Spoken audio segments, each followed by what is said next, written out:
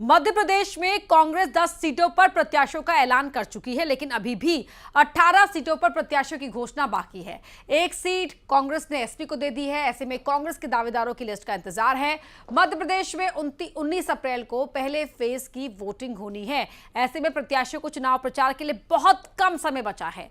18 seat पर कांग्रेस को अभी प्रत्याशी मैदान में उतारने बाकी है, जबकि बीजेपी सभी सीटों पर घोषणा कर चुकी है। साथ ही बीजेपी के प्रत्याशी चुनाव प्रचार में भी जुट गए हैं, लेकिन कांग्रेस में अभी भी उम्मीदवारों को लेकर सस्पेंस बना हुआ है। लिस्ट में देरी को लेकर भी सवाल उठ रहे हैं। बीजेपी का कहना है कि कांग्रेस के पास प्रत्याशी ही नहीं है, इसीलिए देरी हो रही है। वहीं कांग्रेस का दावा है कि इस बार बीजेपी को टक्कर देने वाले प्रत्याशी मैदान में होंगे। लिस्ट आएगी कहां से कांग्रेस की? क्योंकि जितने भी अभी सक्रिय नेता हैं वो चुनाव लड़ना नहीं चाहते हैं, क्योंकि मोदी जी के विकासवाद और राष्ट्रवाद के आगे वे जानते हैं कि जमानत जब्त होगी। दूसरी बात, जो लड़ना चाहते हैं उन पे जनाधार नहीं है, तो अब तो धनाधार वाले नेता कांग्रेस तलाश रही है ताकि सिर्फ खाली स्थानों की पूर्ति हो सके। सूची इतनी बेहतर होगी कि जिस भारतीय जनता पार्टी की आज बांझें खिली हुई हैं, कल वो आपको उदासीन दिखाई देगी। बिल्कुल, बेशक हमें जीत अर्जित करना है, हम विधायकों को भी लड़ा सकते हैं, उसमें कोई संदेह नहीं है। जब भारतीय जनता पार्टी केंद्रीय मंत्रियों से इस्तीफे दिलवाकर विधानसभा में उन्हें झोंक सकती है, तो क्या इतना अधिकार हमें नहीं है कि हम अपने विधायकों को लड़वाएं? तो अब जो भी हो, कांग्रेस की लिस्ट का इंतजार बीजेपी और खुद कांग्रेस के प्रत्याशियों को भी है। मंथन और चिंतन के बाद कांग्रेस अपने तर्कश से क्या निकालती है, इस पर सबकी नजर है। फिलहाल वक्त हो गया है कि महा डिबेट के आज के सवाल क्या है उनको देख लेते हैं। बड़ी स्क्रीन पर पहला सवाल आपको दिखाई देगा। महा डिबेट का आज का कांग्रेस का तर्कश, किसे मिलेगा मौका, ये कब साफ हो पाएगा? आइए अब देखते हैं दूसरा सवाल क्या है महा डिबेट का आज का। एमपी में अब कब तक कांग्रेस प्रत्याशियों की लिस्ट, कब तक आएगी लिस्ट? भाई हर कोई इंतजार करते थक गया है। और देखते हैं तीसरा सवाल है, बीजेपी तैयार, कांग्रेस में क्यों बरकरार है सस्पेंस? बीजेपी के जो उम्मीदवार हैं वो प्रचार कर रहे हैं, लोगों से मिल रहे हैं, लेकिन कांग्रेस पार्टी के जो दावेदार हैं वो इंतजार कर रहे हैं कि कब पार्टी किसके नाम पर वो मोहर लगाने वाली है। 18 सीटें ऐसी हैं जहां पर अभी प्रत्याशी डिस्क्लोज नहीं किए गए हैं। हमारे साथ खास मेहमान जुड़ चुके हैं। आज कौन कौन है उनका परिचय आपसे करवा देते हैं। अजय यादव हैं, बीजेपी नेता हैं। हमारे साथ राकेश अचल हैं, बतौर राजनीतिक विश्लेषक वो जुड़ चुके हैं। रविंद्र दुबे जी हैं, वरिष्ठ पत्रकार हैं। आप सभी का ही बहुत बहुत स्वागत है। और थोड़ी देर में जो कांग्रेस के प्रवक्ता हैं उनका भी जुड़ने की संभावनाएं हैं, उनका इंतजार हम सभी को रहेगा। सवाल क्योंकि कांग्रेस की लिस्ट का ही है। लेकिन अजय यादव जी, क्या लग रहा है कि इस देरी के पीछे क्या वजह होगी? क्योंकि आपने तो एक कैंप खोला हुआ है ना कि आओ ज्वाइन कर लो बीजेपी, इस वजह से देरी हो रही है कांग्रेस खेमे में? देखिए अपर्णा जी, कांग्रेस पार्टी का एक वो दौर था जब बड़े बड़े नेता कांग्रेस के टिकट के लिए लाइन लगाते थे और उम्मीदवारी के लिए प्रयास करते थे। आज वो दौर आ गया है जब कांग्रेस पार्टी में लोग उम्मीदवार बनने के लिए तैयार नहीं हैं। अगर हम तथ्यों को देखें, जहां बड़े बड़े नेता प्रियंका गांधी, राहुल गांधी कह रहे हैं हम यूपी से चुनाव नहीं लड़ेंगे, अमेठी, रायबरेली 5 दशकों की सीट चुनाव लड़ने के लिए तैयार नहीं हैं। मध्य प्रदेश में बड़े नेता कमलनाथ, दिग्विजय सिंह, जीतू पटवारी, अरुण यादव सभी चुनाव लड़ने से मना कर रहे हैं। तो ऐसे में दूसरी लाइन के नेता कैसे चुनाव लड़ने के लिए तैयार हो सकते हैं? तो यही मुख्य वजह है कि कांग्रेस पार्टी को मध्य प्रदेश में उम्मीदवार नहीं मिल रहे हैं और उम्मीदवार ना मिलने की वजह से सूची जारी नहीं हो पा रही है। साथ ही एक और डर है जो आपकी बात में भी आता है कि कांग्रेस को ये भी डर है कि ऐसे लोगों को उम्मीदवार बनाएं और वो कल कांग्रेस छोड़ ना दें या चुनाव लड़ने से मना ना कर दें, जिन्हें ज़बरदस्ती उम्मीदवार बना दिया जाए। इस डर की वजह से भी कांग्रेस पार्टी की उम्मीदवारों की सूची जारी नहीं हो पा रही है। मध्य प्रदेश में जिस तरह का माहौल है, सभी 29 सीटें भारतीय जनता पार्टी जीतने जा रही है मोदी जी के नेतृत्व में। ठीक है, तो नाम किस किस के संभावितों में है वो टीवी स्क्रीन पर आप नीचे दर्शक देख भी पा रहे होंगे। लेकिन रविंद्र दुबे सर, मैं आपके पास आऊंगी, क्या वाकई उम्मीदवारों का टोटा है इसलिए देरी हो रही है? नहीं, कांग्रेस में ऐसा नहीं है। जैसा हम देख रहे हैं कि जबलपुर हो, बालाघाट हो, छिंदवाड़ा हो, ऐसा टोटा नहीं है। टोटा 2-2, 3-3 दावेदार सब जगह है, विधायकों के नाम है, तो ऐसा टोटा नहीं है। हाँ, ये जरूर है कि कांग्रेस की जैसी परंपरा रही है कि नामांकन के आखिरी दिन तक सूची आती रहती है कांग्रेस की। अब हमको याद होगा कि विधानसभा चुनाव में भी कमलनाथ कह रहे थे कि हम 6 माह पहले दे देंगे, मेरे पास जीतने वाले सर्वे वालों की लिस्ट है। लेकिन अंततः क्या हुआ? सारी चीजें दिल्ली में जाके तय हुई और नामांकन दाखिले के आखिरी दिन तक वो सारा इंतजार करते रहे और सारे प्रत्याशियों की जो सूची है उसमें अधिकांश लोगों के नाम नामांकन दाखिले के दिन आए। अब देखिए चुनाव यहाँ डिक्लेयर हो चुके हैं, पहले फेज की वोटिंग हमारे जबलपुर में 19 अप्रैल को होना है, तो अब यदि टोटल 28 दिन बचे हैं तो 28 दिन प्रत्याशी के लिए 8 विधानसभा क्षेत्र में जाना नामुमकिन के बराबर है।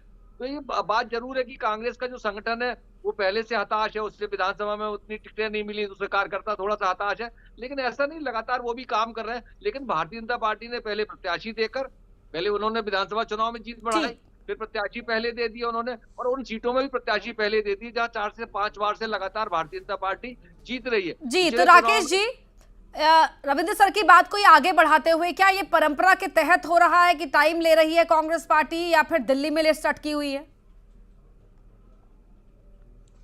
देखिए बना जी, ये कांग्रेस की सशक्त परंपरा है कि वो आखिरी दिन तक प्रत्याशियों के नाम घोषित करने में भरोसा रखती है।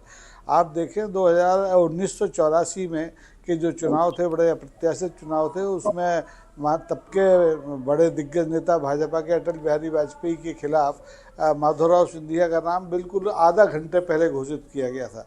तो ये तो कांग्रेस में चमत्कार और प्रत्याशा को लगातार बनाए रखने की परंपरा है। लेकिन इस समय की जो बात है उसमें मुझे लगता है कि भारतीय जनता पार्टी जिस तरीके से पूरे 7 दिन 24 घंटे 365 दिन चुनाव की तैयारी में रहती है, वैसा कांग्रेस नहीं कर पाती है। लेकिन ये कहना, ये मानना, अजय जी ने जैसा कहा है कि कांग्रेस में प्रत्याशियों का टोटा है, मुझे नहीं लगता है, क्योंकि अब स्थिति एक अनार 100 बीमार वाली दोनों दलों में है। भारतीय जनता पार्टी ने हालांकि प्रत्याशियों की सूची पूरी जारी कर दी है, लेकिन आप देखेंगे कि उनके पास भी प्रत्याशियों का टोटा था और उन्हें पराजित, और हाल के विधानसभा चुनाव में पराजित, उसके पहले पराजित जो नेताओं को चुनाव मैदान में उतारना पड़ा, क्योंकि दूसरे लोग चुनाव लड़ने की स्थिति में नहीं थे। किसी ने हाथ खड़े कर दिए थे, कोई जातीय गणित पे नहीं आ रहा था, वगैरह वगैरह। लेकिन कांग्रेस के जो 10 नाम आए हैं, मुझे लगता है, देखिए कांग्रेस को तो कोई कीर्तिमान बनाना नहीं है, इन्हें तो 29 सीटें चाहिए भारतीय जनता पार्टी को, और कांग्रेस को एक ही अगर छिंदवाड़ा की मिल जाए तो बहुत है।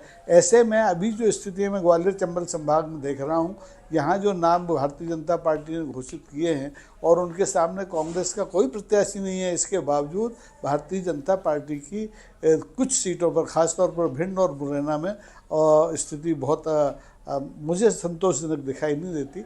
अब प्रत्याशी सामने आएगा तब और ज़्यादा तस्वीर साफ होगी। ठीक है, अब्बास हफीज साहब भी जुड़ गए हैं, कांग्रेस के प्रवक्ता हमारे साथ। अब्बास हफीज, कितना और इंतजार? देखिए इंतज़ार क्या, कई नाम कांग्रेस पार्टी के घोषित हो चुके हैं और सीईसी की बैठक हो गई है आज, कल दूसरे राज्यों की थी, आज मध्य प्रदेश की भी हुई। तो ऐसे में पार्टी जो सही समय समझती है उस समय पर जारी करती है नामों को। ऐसे तो हम भारतीय जनता पार्टी की भी आज तीसरी सूची आने वाली थी, वो नहीं आई है, क्योंकि हम ये कहेंगे कि देरी हो गई है। मुझे लगता है शुरुआत चुनाव की है और हर पार्टी अपनी रणनीति के हिसाब से जो नाम हैं वो घोषित कर रही है। कांग्रेस पार्टी ने भी कई नाम घोषित किए हैं और कई नाम सामने आएंगे, मजबूती के साथ लड़ेंगे, मजबूत नाम सामने आएंगे। जनता के बीच जो सक्रिय रहे हैं, सर्वेस के माध्यम से जिनके नाम फाइनल हुए हैं, जो पार्टी आलाकमान को सही फैसला है जो उसने लिया है, वो बहुत जल्दी जनता के सामने होगा। और लेकिन जो बीजेपी यहाँ पर ये कह रही है कि बीजेपी प्रवक्ता यहाँ पर ये कहा जा रहा है लगातार कि देखिए आपके पास, यानी कि कांग्रेस के पास उम्मीदवारों का टोटा है, वहां पर नेता समझ रहे हैं कि वो हार जाएंगे, इसलिए मैदान में उतरना ही नहीं चाहते हैं। देखिए मुझे लगता है कि वो किस हिसाब से कह रहे हैं ये वही समझा सकते हैं। ना कांग्रेस पार्टी के पास कोई टोटा है, ना कांग्रेस पार्टी के पास कोई कमी है। मैं एक आपको मिसाल देता हूँ, कमी तो भारतीय जनता पार्टी के पास है, थके हारे चेहरे सामने लाते हैं। मध्य प्रदेश के टिकट वितरण में सब दिख गया। भोपाल से इससे पहले उनको भिंड से लाना पड़ा था प्रत्याशी, और इस बार जो प्रत्याशी बनाए गए हैं उन्होंने अपने लोकसभा क्षेत्र में अपनी विधानसभा ही का चुनाव 27,000 वोटों से हारा है 2 महीने पहले, उनको प्रत्याशी बनाया गया है भाजपा की तरफ से। ऐसे गणेश सिंह जी की अगर बात करें, सतना से सांसद सिटिंग एमपी विधानसभा का चुनाव हार गए, दोबारा उनको टिकट दिया गया है। फग्गन सिंह कुलस्ते जी चुनाव हार गए, भारतीय जनता पार्टी ने दोबारा उनको टिकट दिया। तो भाजपा के पास कमी है कि भारतीय जनता पार्टी बार बार बाहर से तो लोग ला रही है, टिकट उनको भी नहीं दे पा रही है। टिकट वही पुराने थके हारे चेहरे, जनता ने जिनको नकार दिया उनको देने को मजबूर है ये पॉलिटिकल पार्टी। तो ये भारतीय जनता पार्टी दूसरों पर सवाल खड़े करे उससे पहले अपने गिरेवा में जाके, अपने अजय सिंह यादव जी, ठीक है, अब आप ही के सवाल को लेकर बढ़ते हुए, लेकिन जनता पे ये थोपना प्रत्याशियों का, जनता को फॉर ग्रांटेड लेना कि हम किसी को भी खड़ा कर देंगे वो चुनाव जीतेगा, जनता प्रत्याशी यही सवाल अजय सिंह यादव, तो ये शायद क्या ये प्रधानमंत्री नरेंद्र मोदी के नाम के चेहरे की गारंटी है जो आपने विधानसभा चुनाव हारे 2004 उन्हीं को वापस एमपी के लिए खड़ा कर दिया है? निकल जाएगा। ये अकाउंटेबिलिटी और जवाबदेही से बचने के जो काम है भारतीय जनता पार्टी जो करती है, प्रत्याशी को बदल के ये नहीं चलेगा। यादव जी जवाब दीजिए। अपर्णा जी, मैं आपका सवाल नहीं सुन पाया। ठीक है, मेरा सवाल आपसे ये था कि ये क्या प्रधानमंत्री नरेंद्र मोदी के चेहरे और नाम का आत्मविश्वास है बीजेपी के अंदर कि जो लोग अभी विधानसभा चुनाव हारे थे उन्हें आपने उतार दिया, या वाकई आपके यहाँ भी दमदार प्रत्याशी का अभाव है? देखिए, इसमें कहीं कोई दो राय नहीं है कि इस चुनाव में प्रधानमंत्री मोदी जी का नाम और उनके काम वो सबसे बड़ा मुद्दा है। हम तो कहते हैं कि जनता के बीच में हम मोदी जी की सर्वस्पर्शी गारंटी लेके जा रहे हैं। वो सर्वस्पर्शी गारंटी जो हम मानते हैं कि समाज के हर वर्ग के व्यक्ति को कहीं ना कहीं मोदी जी के कामों से लाभ मिलता है, तो निश्चित ही वो सबसे बड़ा मुद्दा है। साथ ही जो विपक्षी दलों की जो स्थिति है वो किसी से छुपी नहीं है, चाहे आप किसी भी तरह के दावे करें, लेकिन जमीन पे जो सच्चाई है, आपकी पार्टी में जो लोगों का बिखराव है, लगातार पार्टी छोड़ने का क्रम है, तो वो कहीं ना कहीं जमीनी तौर पर कांग्रेस पार्टी के खिसकते हुए वर्चस्व और जन भावनाएं कांग्रेस के खिलाफ हैं, उसका परिचायक है। कल राहुल गांधी जी अपनी यात्रा के समापन में कहते हैं कि हिंदू धर्म में जो शक्ति है मैं उसके विरुद्ध हूं, तो आप मात्र शक्ति के विरुद्ध हो। देखिए, हिंदू धर्म में शक्ति केवल मात्र शक्ति होती है। अब्बास जी, विनयशीलता से बात सुनिए और उसे अपने समय पे जवाब दीजिएगा। देखिए, विनयशीलता मत खोइए, आप लोग जनाधार खो चुके हैं, जनाधार खो चुके हैं, जनता आपके साथ नहीं है, लेकिन कम से कम विनयशीलता के साथ बात करना सीखिए। बिल्कुल सही बात है, बिल्कुल साथ थे, मोदी जी को बुरा भला कहते थे। जब आप 200 सीटों का दावा करते थे तब हमने इस्तीफा दे दिया था। जब आप 200 सीटों का दावा करते थे तब हमने इस्तीफा दे दिया था, ये तथ्य भी याद रखिएगा। हाँ, लेकिन तब आप 200 सीटों का दावा करते थे, नहीं बिल्कुल नहीं, हमने 200 सीटों के दावों पे 15 अक्टूबर को छोड़ दिया था और मान लिया था कि कांग्रेस पार्टी वो पार्टी नहीं है जिसमें रहना चाहिए, नहीं मिलेगा। फिर आप चुनाव लड़ लिए, पूरे मध्य प्रदेश में परिणाम देखिए, आप साबित नहीं कर पाए, तो मुझे लगता है गलत बातें करना सही नहीं है। कम से कम मेरी आपत्ति मत नहीं अजय भाई, आपको जो करना है कीजिए, लेकिन राहुल जी को गलत कोट मत कीजिए। सच्चाई नहीं देख पा राहुल रहे जी को गलत आप, कोट गलत चीज को डिफेंड कर रहे हैं। राहुल गांधी जी स्पष्ट तौर पर कहते हैं हिंदू धर्म में जो शक्ति है मैं उसके विरुद्ध हूं। आप पहले आज भाजपा दुनिया में कौन नहीं जानता है हिंदू धर्म की शक्ति, और आज आप भारतीय जनता पार्टी को स्ट्रैप में आ रहा हो, इतने विद्वान व्यक्ति हो आप, इतने विद्वान व्यक्ति हो आप, आप इतने विद्वान व्यक्ति हैं, आपको हिंदू धर्म का ज्ञान नहीं है, इसलिए आप ये बात कह रहे हैं। धर्म में साथ मत बोलिए, शक्ति मतलब केवल माताओं बहनों की शक्ति होती है, उसके विरुद्ध है आप और आपके नेता भी। अपर्णा जी अपने आपके सवालों का जवाब नहीं दे पा रहे हैं, स्पष्ट तौर पर बौखलाहट दिखाई दे रही है आपकी। यही मुद्दे हैं जो आप समझ नहीं पा रहे हैं। ठीक है, एक तो भारतीय जनता पार्टी नहीं ठीक है, मैं आगे बढ़ रही हूँ। ठीक है अजय सिंह यादव जी, अब्बास जी, एक मिनट दीजिए मुझे।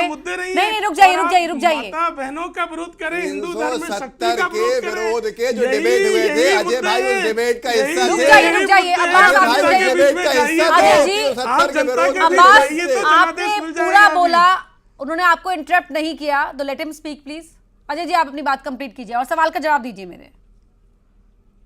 देखिए, मैंने आपसे स्पष्ट तौर पे कहा, कांग्रेस पार्टी इस समय उस दौर से गुजर रही है जो कभी कल्पना नहीं की जा सकती, लेकिन इसका स्पष्ट कारण है कि ये महात्मा गांधी, सरदार पटेल की कांग्रेस नहीं रह गई है, ये परिवारवाद में अकंठ डूबी हुई है। नहीं, तो आपकी पार्टी को भी तो सिर्फ कांग्रेस अपने स्वार्थ से नहीं अजय सिंह यादव जी, लेकिन चाहे वो कांग्रेस किसी की पार्टी रह गई हो, लेकिन कांग्रेसियों से ऐतराज नहीं है आपको? कांग्रेस से ऐतराज है क्या?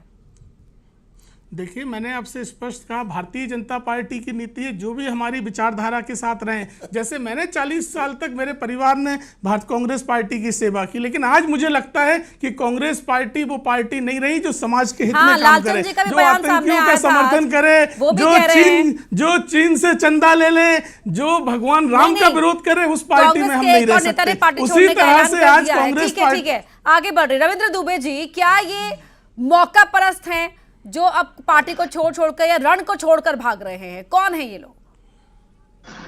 देखिए, जो लोग भी पार्टी छोड़ के जा रहे हैं वो अभी मौका परस्ती कहेंगे, उनको इसलिए कहेंगे क्योंकि पार्टी अब इस समय बुरे दौर में है। ऐसा नहीं कि लगातार तीसरा चुनाव लोकसभा का हारने की स्थिति में आ रही है, तो यदि वो लगातार उस संघर्ष के दौर में है, जब पार्टी के पास संघर्ष करने के नाम पर लोग यदि पलायन कर रहे हैं, तो पार्टी में संघर्ष नहीं कर सकते।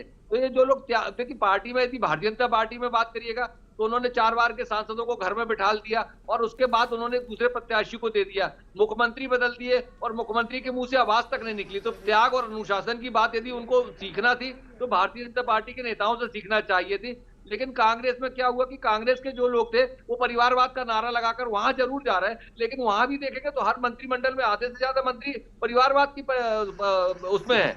कोई ना कोई नेता का बेटा जो है वो आज विधायक बन के मंत्री बना हुआ। तो ऐसा नहीं कि परिवारवाद कहीं है, तो वो अब परिवारवाद की नई परिभाषा प्रधानमंत्री जी ने बताई है कि जो नेतृत्व करते हैं वो भर परिवारवाद माना जाएगा, लेकिन एक परिवार के 16 लोग आएंगे तो उनको परिवारवाद नहीं माना जाएगा। तो ये बात जो है वो अपने सुविधा के अनुसार से कही जा रही है। तो यदि जो लोग संघर्ष नहीं करना चाहते, पार्टी में बुरे दौर में पार्टी के साथ नहीं खड़े रह सकते हैं, वो अवसरवादी। लेकिन कांग्रेस पार्टी के बड़े नेता भी तो सामने नहीं आए ना, ऐसे मध्य प्रदेश के अंदर जो कहते हैं कि हम लड़ेंगे सांसद का चुनाव, भले ही नतीजा कुछ भी हो, ताकि कार्यकर्ताओं का मनोबल बढ़ता। हेलो, राकेश जी से सवाल है मेरा सर। अब राकेश जी। जी देखिए अपर्णा जी, देखिए ये इसका सवाल का जवाब तो कांग्रेस के माननीय प्रवक्ता हमारे अब्बास भाई बैठे हैं वो देंगे, लेकिन मैं जहाँ तक कहता हूँ, अजय भाई अभी जो बोल रहे थे कि देखिए कांग्रेस के बिल्कुल ख़राब समय से गुजर रही है, लेकिन कांग्रेस के पास अभी भी विचारधारा के तौर पर इतनी बड़ी शिनाख्त है पूरे देश में कि मध्य प्रदेश में ही नहीं, वो देश के किसी भी हिस्से में चुनाव लड़ सकती है और लड़ेगी, आप देखेंगे।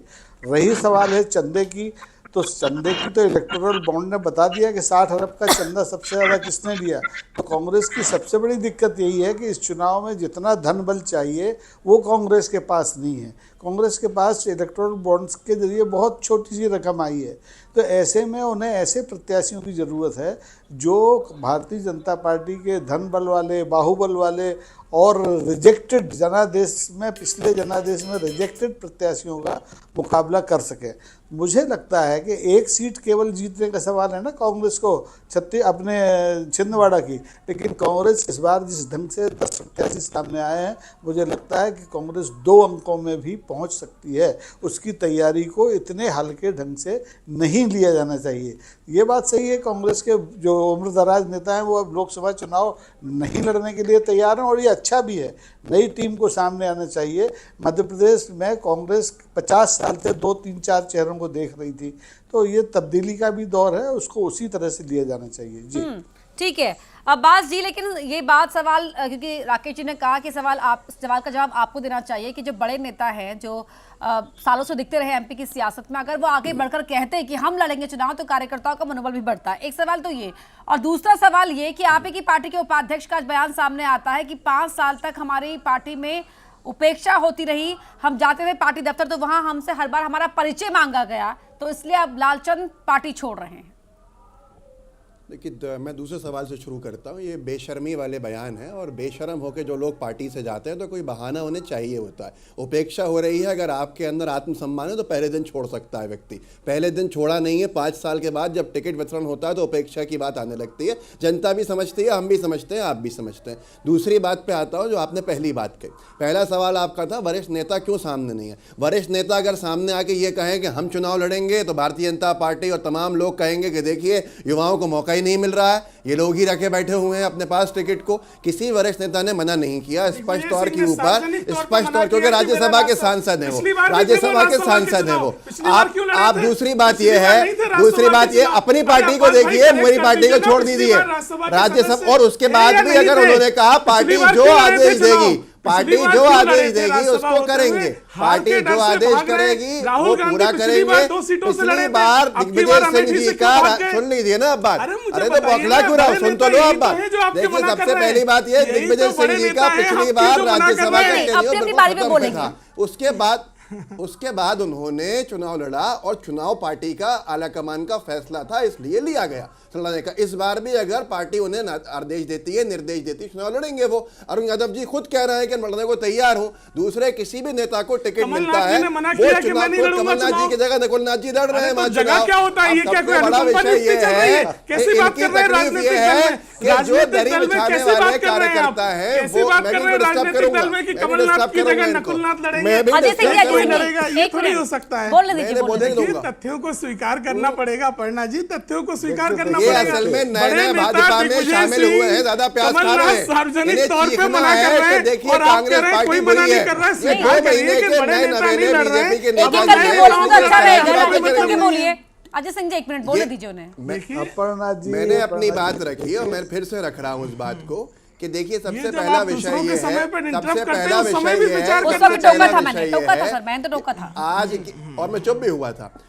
हर वरिष्ठ नेता ने किसी ने पार्टी को मना नहीं किया है। मीडिया के सवालों की बात नहीं, लेकिन बोलने अब्बास लगे। पार्टी की बड़ी नेता बना नहीं कर रहे हैं। मेरा सवाल सुन लीजिए, एक मिनट, शांति शांति शांति शांति शांति। अजय सिंह जी, अजय सिंह जी, शांति जी। पार्टी के बड़े नेता इनकार नहीं कर रहे हैं आप ही की बात को आगे रखते हुए, लेकिन जो पार्टी के बड़े नेताओं के करीबी है वो तो पार्टी छोड़ रहे हैं ना। संदेश क्या जा रहा है जमीन पर? मौका परस्त है, पार्टी छोड़ने वाले गद्दार हैं, मौका परस्त हैं। ठीक है, राकेश जी यहाँ पर कुछ कहना चाह रहे हैं, एक मिनट बताया जी। राकेश सर, साफ उन्होंने यही बात की। भगवान राम का एक मिनट अजय सिंह जी, एक मिनट अपर्णा जी, अब इनको आप चुप तो करें। एक मिनट सुन लीजिए। नहीं, देखिए इनको शांत राकेश जी कीजिए, बोलिए, जी शांत बोलिए। कीजिए। बोलिए सर। मैं ये कह रहा हूँ कि दोनों राजनीतिक दलों में स्थिति एक जैसी है। भारतीय जनता पार्टी की बहुत ताकतवर पार्टी है इस समय, उसके पास 40% वोट है देश में।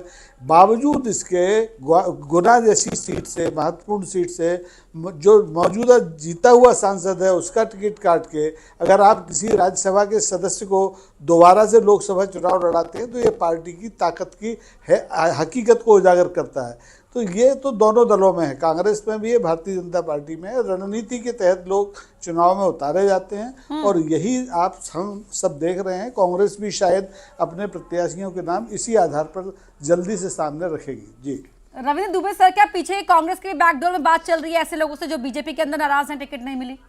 ऐसा हो सकता है क्या? आदि तो ऐसे हो सकते हैं, ऐसा नहीं लगता कि कोई भारतीय जनता पार्टी के लोगों से बात चल रही है। कांग्रेस के साथ ये जरूर है कि वो थोड़ा सतर्क है कि ऐसा ना हो कि कांग्रेस के कुछ नेताओं को टिकट मिल जाए और बाद में वो भारतीय जनता पार्टी में शामिल हो जाए। जैसे रिटायर्ड IAS भागीरथ के साथ, प्रसाद सिंह के साथ हुआ था, वो टिकट कांग्रेस की लेकर आए थे और चुनाव भारतीय जनता पार्टी से लड़े थे। तो कांग्रेस भी इस मामले में थोड़ा सचेत है। उसे भी लग रहा है कि जिस तरीके का माहौल बना दिया गया है, जिस तरीके से भारतीय जनता पार्टी की राजनीति है, वो तोड़फोड़ की राजनीति ज्यादा कर रही है, तो उनको लगता है कि ऐसा ना हो कि हम किसी को टिकट दें और एंड टाइम पर वो भारतीय जनता पार्टी में शामिल हो जाए। तो बहुत सारा पीछे पार्टी का बैकग्राउंड देखा जा रहा है, जो टिकट के दावेदार है उनका फीडबैक लिया जा रहा है, उनके बारे में कार्यकर्ताओं से राय ली जा रही, स्थानीय नेताओं से राय ली जा रही, उसके बाद टिकट वितरण की जा रही। तो कांग्रेस भी थोड़ा सतर्क है। और जहां तक पुराने नेताओं का लड़ने का सवाल या नए लोगों को टिकट दी जा रही है, तो कांग्रेस भी चाहती कुछ नए छत्र बने। लोकसभा चुनाव लड़के 8 विधानसभा में लोगों का नाम जाएगा, पूरे जिले में नाम जाएगा, तो एक नेता बनेगा, नया पैदा होगा। तो नए नेताओं को लड़ाने के पीछे भी हर पार्टी का मकसद यही होता है। देखिए भारतीय जनता पार्टी ने 4 बार के सांसद राकेश सिंह को विधानसभा चुनाव लड़ाया और एक पहली बार चुनाव लड़ रहा वो आशीष दुबे को उन्होंने सर रोक रही हूँ आपको। इस वक्त की बड़ी खबर आ रही है कि दिल्ली में जो कांग्रेस CEC की बैठक चल रही थी निरस्त हो गई है और कल होगी अब ये CEC की बैठक जिसमें मध्य प्रदेश को लेकर बात की जाएगी। आज मध्य प्रदेश को लेकर इस बैठक में बात नहीं हुई है। CEC की बैठक चल रही थी, टिकट का इंतजार था कि शायद आज मध्य प्रदेश को लेकर कांग्रेस 18 सीटों पर अपने कैंडिडेट अनाउंस कर दे, लेकिन आज MP को लेकर बात नहीं हुई। चर्चा में मध्य प्रदेश का नंबर नहीं आया, तो ऐसे में अब कल कांग्रेस CEC की बैठक होगी जिसमें मध्य प्रदेश को लेकर बात होने की उम्मीद है। और मध्य प्रदेश, गुजरात और राजस्थान को लेकर, इन 3 राज्यों को लेकर कल बैठक होगी। सूत्र बता रहे हैं, बड़ी खबर दिल्ली से, कांग्रेस CEC की बैठक में आज इन तीनों राज्यों पर बात नहीं हुई। तो मध्य प्रदेश को लेकर आज बैठक नहीं हुई, कल होगी। उम्मीद यह है कि 18 नाम कल सामने आ पाएंगे और इसीलिए बात यही हो रही कि कांग्रेस आखिरकार इन बचे हुए 18 नामों को कब अनाउंस करेगी। इसी पर हम लगातार चर्चा भी कर रहे थे। बहुत धन्यवाद आप सभी मेहमानों का मध्य प्रदेश की महाडिबेट में शामिल होने के लिए। और सीईसी की, कांग्रेस की सीईसी की बैठक में कब नाम सामने आते हैं, उन तमाम नामों को लेकर जो भी जानकारी होगी सबसे पहले आपको न्यूज 18 मध्य प्रदेश छत्तीसगढ़ पर देखने को मिलेगी। और मध्य प्रदेश की महाडिबेट में आज इतना ही। लगातार खबरें जारी हैं, आप जुड़े रहिए।